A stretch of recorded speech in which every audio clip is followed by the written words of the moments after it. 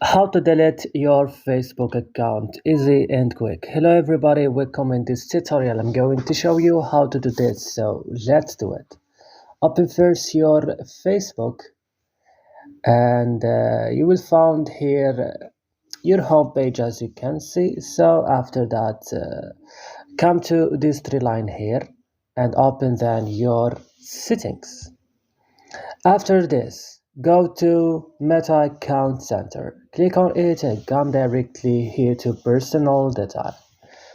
Right now, go to Account Ownership and Control and go to the Activation or Deletion and choose your Facebook account and click Delete Account and click Continue. Then you have to give them why you want to delete your account. For example, I have a privacy or I don't feel safe on Facebook. Click Continue and click Continue, and right now click Delete Account here.